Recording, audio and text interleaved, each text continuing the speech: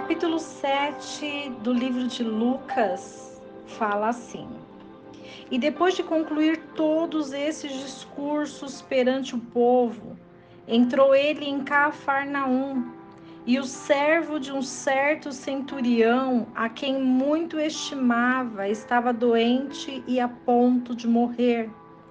E quando ouviu falar de Jesus, enviou-lhe uns anciãos dos judeus, lhe rogando que viesse curar o seu servo. E chegando eles junto de Jesus, rogaram-lhe muito, dizendo: É digno de que lhe concedas isto, porque ama a nossa nação e ele mesmo nos edificou a sinagoga. Jesus foi com eles, mas quando já estava perto da casa, enviou-lhe o centurião uns amigos, dizendo-lhe: Senhor, não te incomodes, porque não sou digno que entres debaixo do meu telhado. E por isso nem mesmo me julguei digno de ir ter contigo.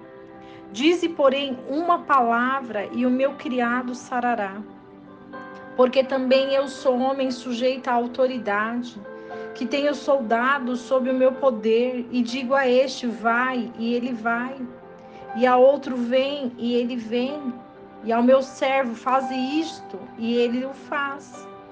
E ouvindo isto, Jesus maravilhou-se dele, e voltando-se, disse à multidão que o seguia: Digo-vos que nem mesmo em Israel tenho achado tanta fé.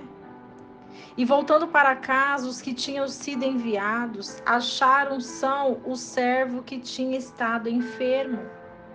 E aconteceu pouco depois ir ele à cidade chamada Naim, e com ele iam muitos dos seus discípulos e uma grande multidão. E quando chegou perto da porta da cidade, eis que levavam um defunto, filho único de sua mãe, que era viúva. E com ela ia uma grande multidão da cidade. E vendo-a, o Senhor moveu-se de íntima compaixão por ela e lhe disse: Não chores. E chegando-se, tocou o esquife, e os que levavam pararam. E disse: Jovem, a ti te digo, levanta-te.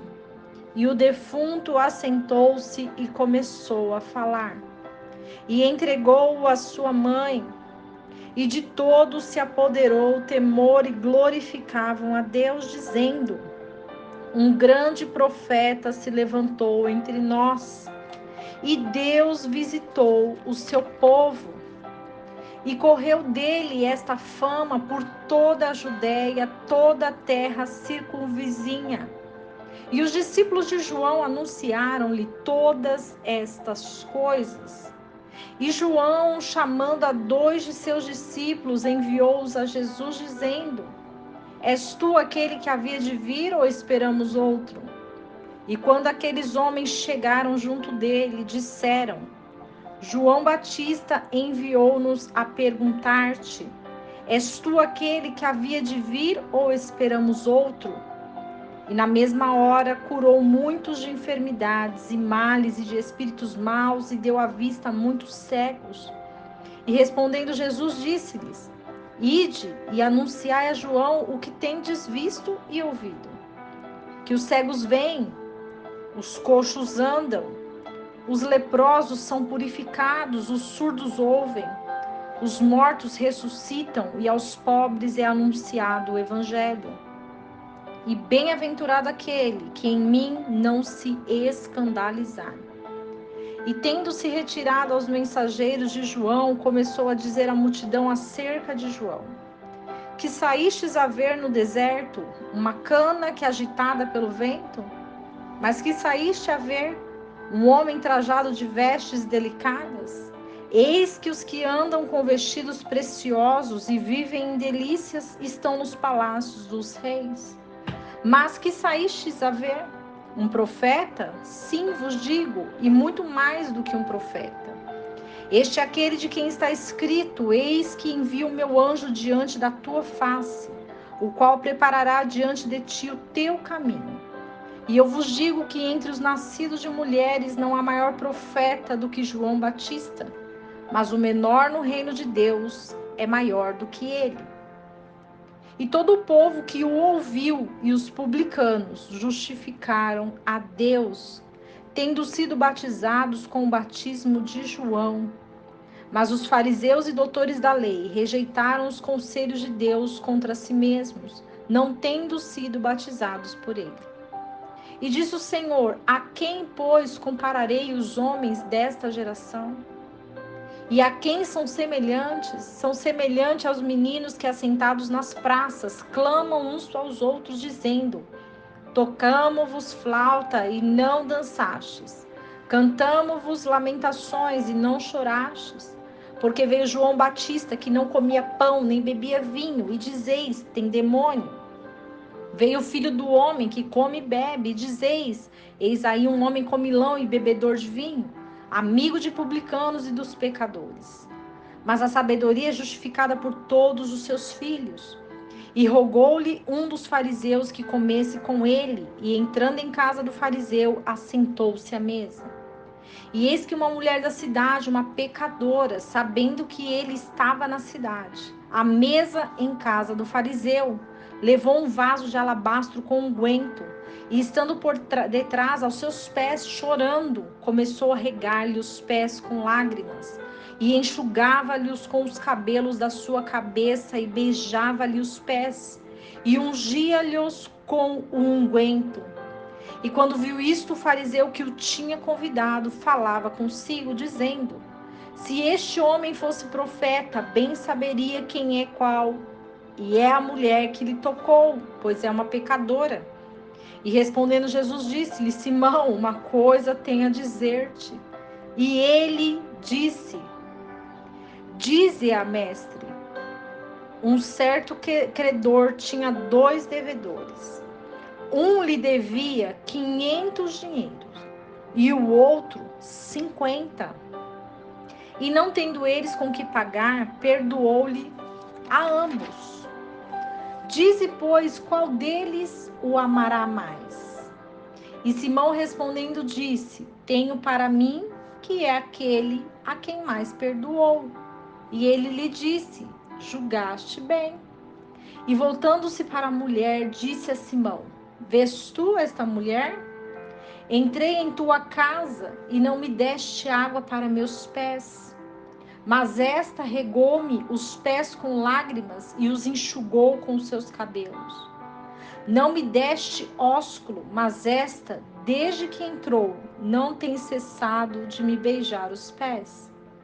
Não me ungiste a cabeça com óleo, mas esta ungiu-me os pés com unguento.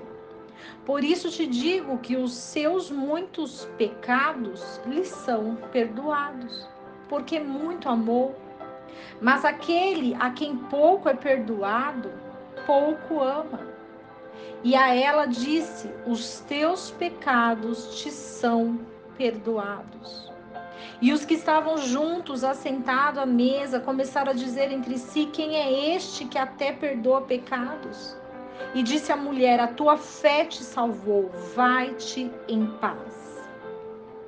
O capítulo 7 refere-se ao Filho de Deus como autoridade divina, como resposta às nações.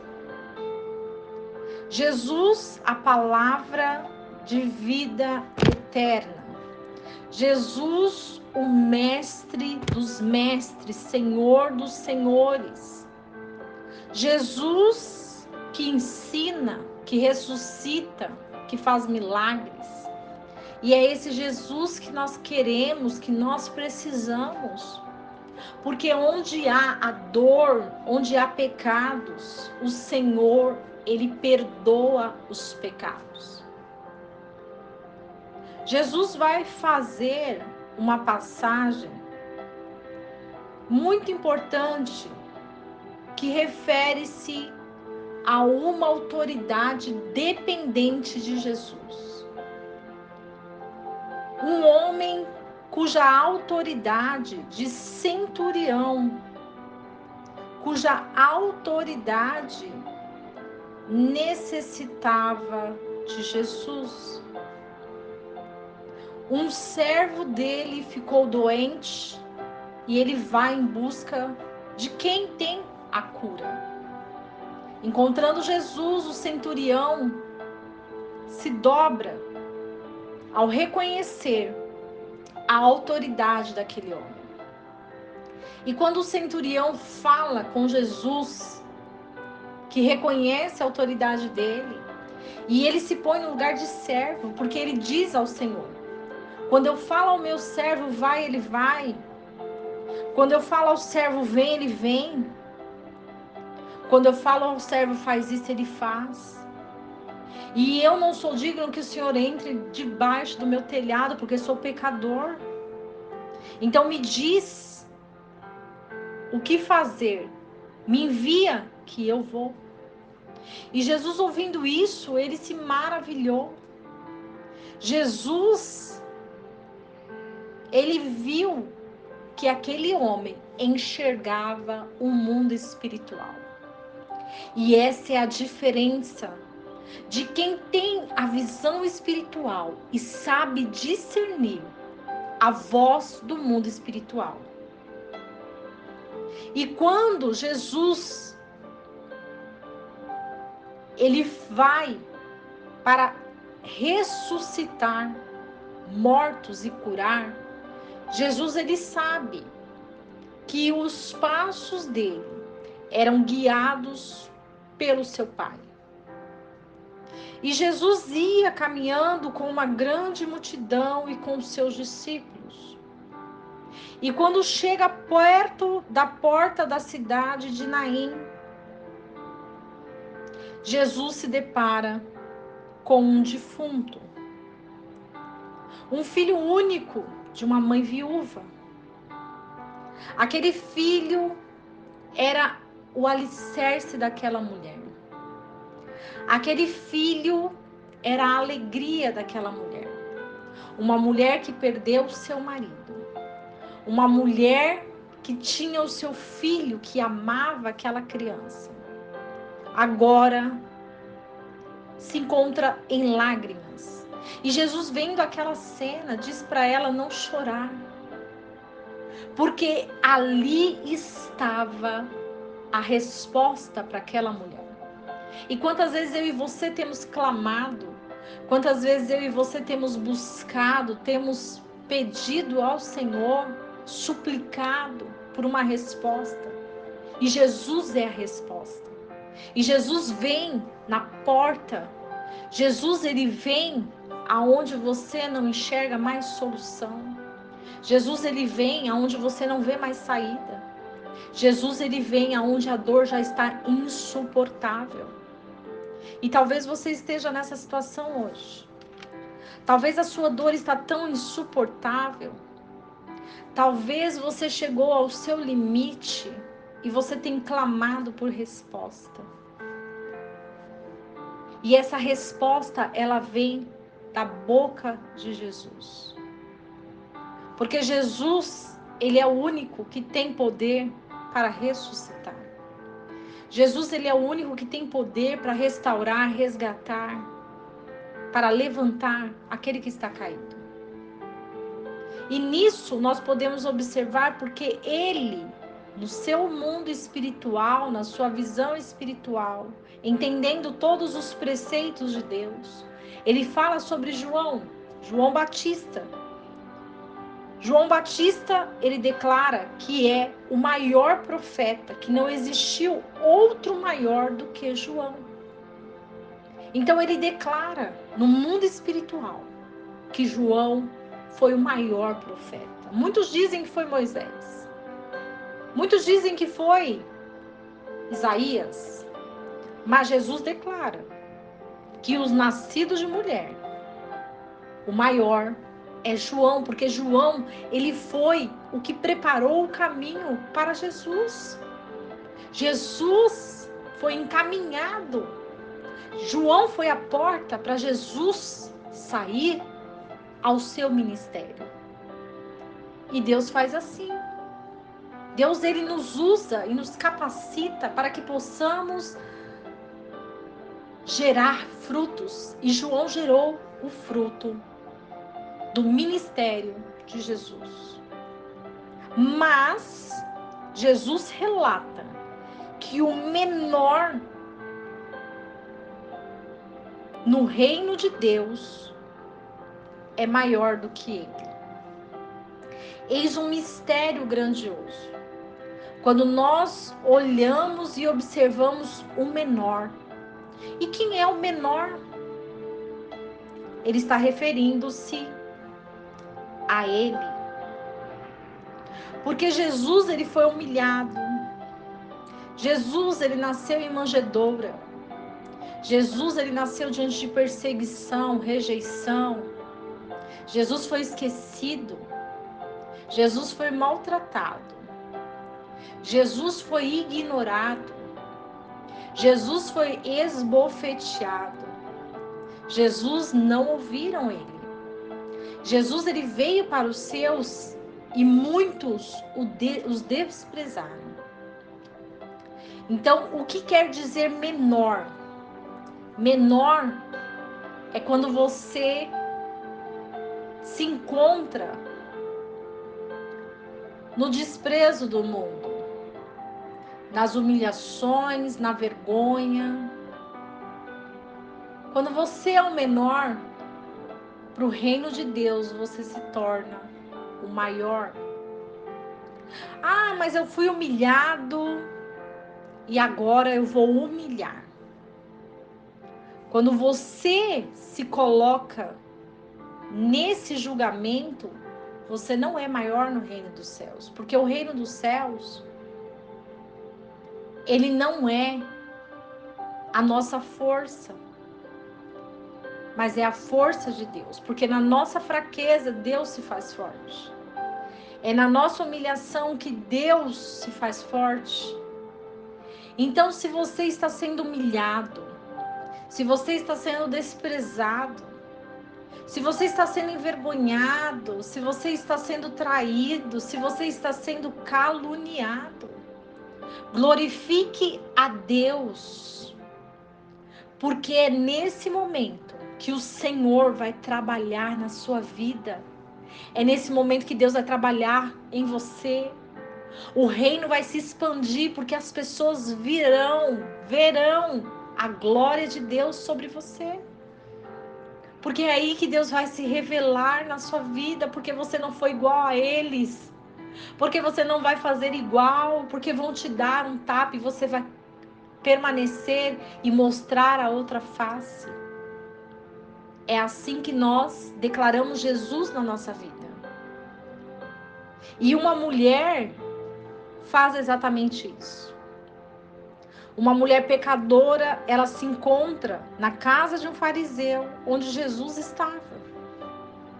E aquela mulher cheia de pecados é perdoada por causa do amor que ela teve por Jesus.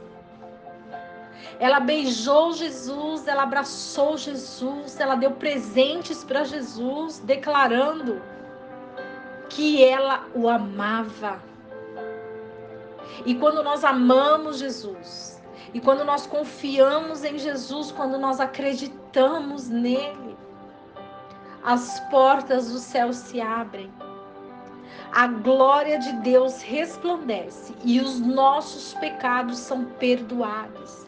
Então declare hoje o seu amor. Declare hoje o seu amor por Jesus. Declare ao universo, aos céus, à terra, o quanto você ama Jesus, porque Ele é o único que tem poder de perdoar os seus pecados e te levar para a glória eterna. Que Deus abençoe a sua vida, a sua casa, a sua família. Que essa palavra edifique hoje, levante você para um novo tempo em Jesus. E que as portas dos céus possam resplandecer na sua casa. E que não esqueçamos do versículo que diz: conhecereis a verdade, e a verdade vos libertará.